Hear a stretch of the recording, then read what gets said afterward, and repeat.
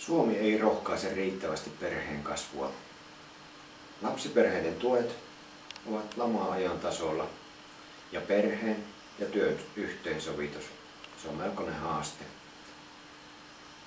Nuoret naiset, jotka haluaisivat äidiksi, ehkäisevät sitkeästi. Keskeinen syy on työmarkkinoissa.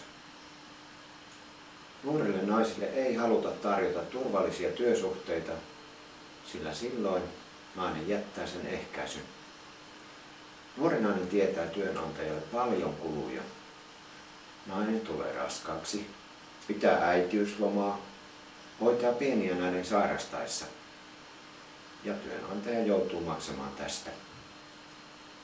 Isät viettävät niukasti aikaa isyyslomalla. Perheestä aiheutuvat kulut miehen työnantajalle ovat myös niukat. Jos työnhakijana ovat osaamiseltaan tasaveroiset nuori mies ja nuori nainen, kumpaanhan taloutensa tunteva työnantaja päätyy? Naisalalla työvoiman sivukulut ovat aivan toista kuin miehisessä yrityksessä. Osittain naisalojen alhaisempaa palkkatasoa selittää, ettei miehestä aiheudu työnantajalle niin paljon oheiskustannuksia. Lapset ovat meidän kaikkien, sekä äitien että isien.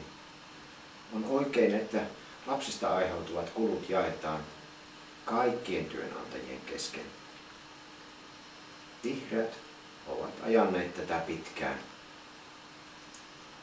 Ensiaskel tähän on otettu hallituksen viimevuotisessa esityksessä, mutta on edettävä ripeästi kohti kaikkien työnantajien yhteistä rahastoa, jolla kulut katetaan.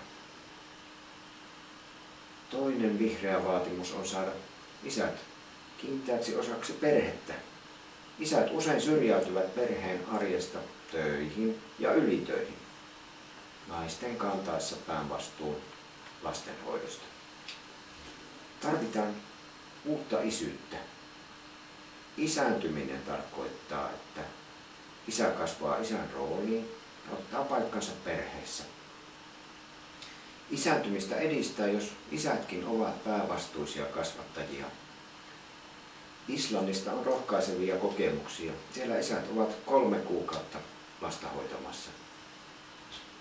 Kiintiöisät kohentavat myös naisten työmarkkina-asemaa, sillä miehistäkin tulee uhka työnantajille. Ja kun isät kasvavat vahvasti rooliinsa, myös äitien ja lasten hyvinvointi kasvaa.